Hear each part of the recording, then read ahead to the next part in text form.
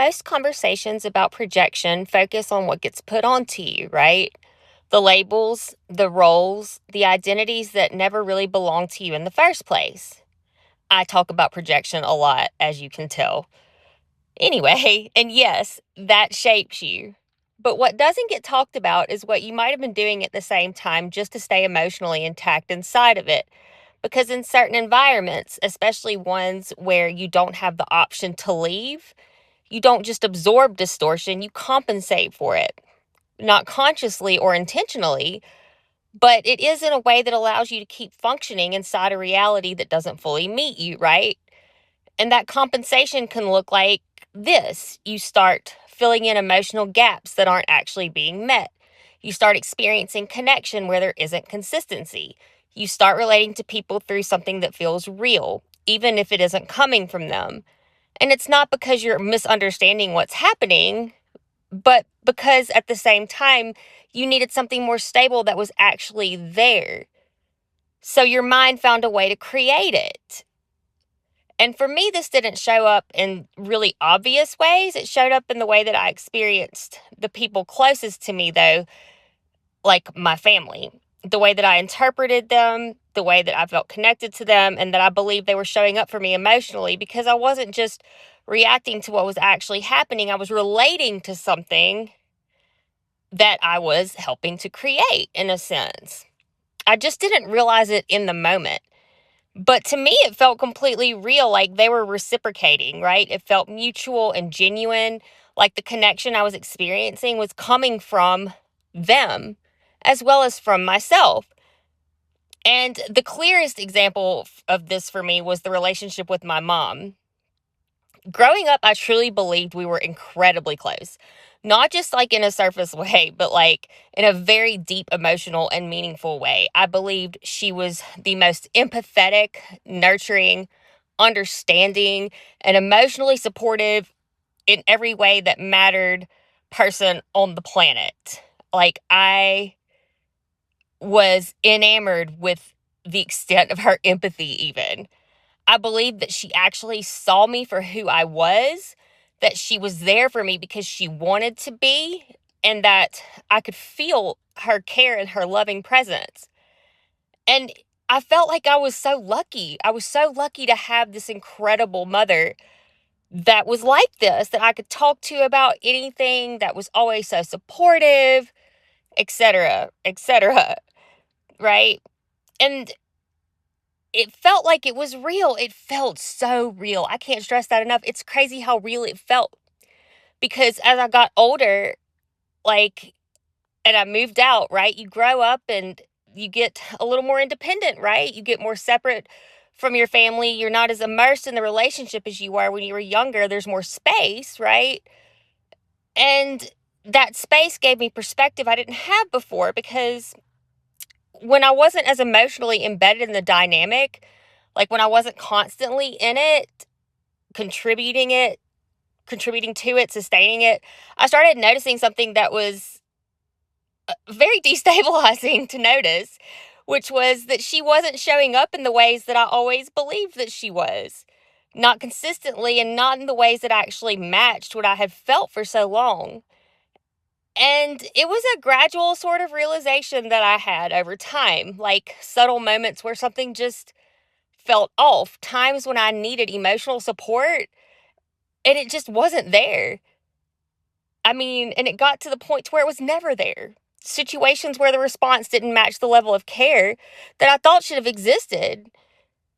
And, so much time passes and you are forced to face the truth, right? That might be really uncomfortable. And for me, it was that she was none of those things. None of them.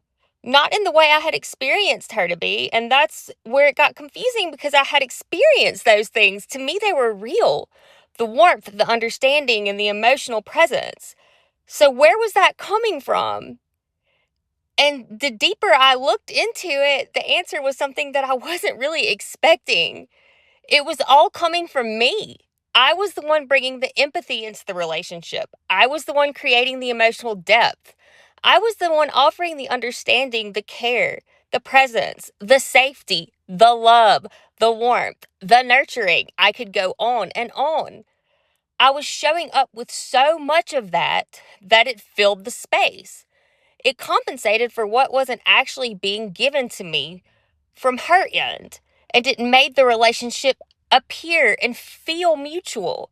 It made it feel like there was this deep emotional connection when in reality, I was carrying most, if not all of it. And that's a hard thing to come to terms with because it means the relationship that you thought you had wasn't exactly what you thought that it was. Not because you imagined it out of nowhere, right? But because you were supplying so much of what you needed yourself that it created the experience of actually receiving it. And I didn't see that for such a long time because when you're in it, when you're actively bringing that energy and you don't question it, right? Especially with a parental figure because it's like they're supposed to do this naturally, right? I mean, that's what we're taught or made to believe, right? It just feels like love, connection, support. And then you take the step back and you realize that you were the one generating most of it the entire time. And I've come to realize that this is an adaptation of the mind, one that has to take place for survival purposes. Kids can't choose their family systems, so instead of fully accepting what's in front of you, it creates a version of it that you can actually survive.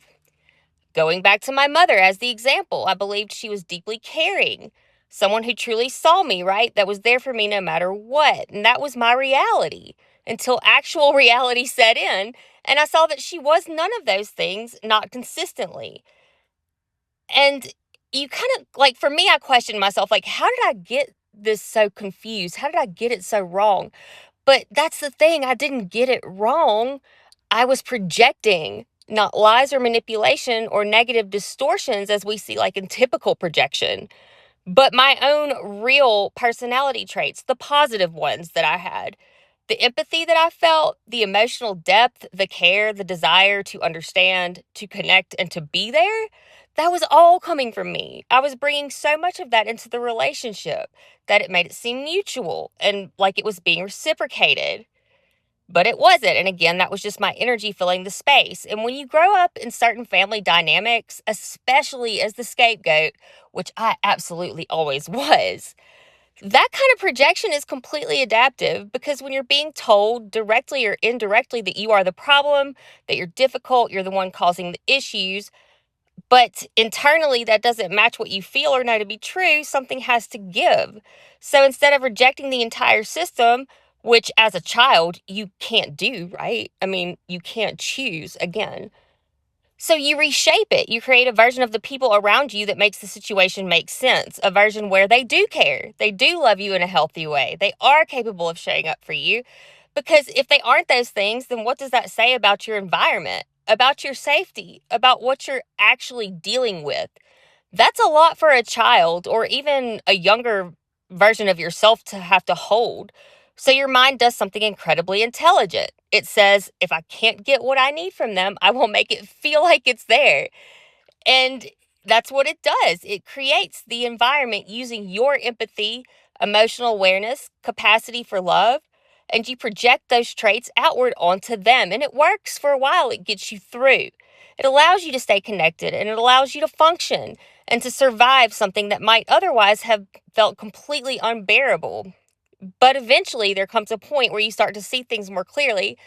And that's where it gets hard because now you're not just facing who they actually are, but you're grieving the version of them that you created. The version of your life with your family that you created. The version that felt safe and loving and like it was there for you, like they actually truly cared. And that's a very real loss to have to grieve. It doesn't matter if that version was never fully real to begin with, it was to you.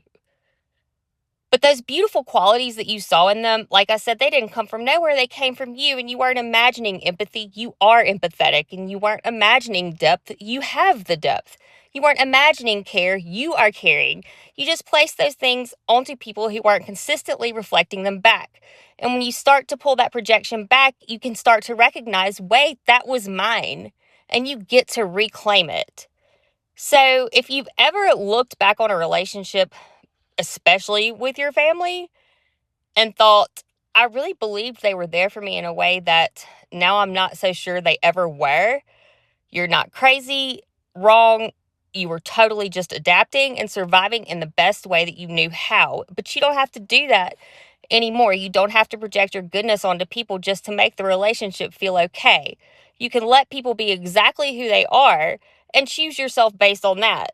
And maybe the most important part of all of this is realizing that you were never lacking what you were looking for. You were the one who was carrying it the entire time to begin with.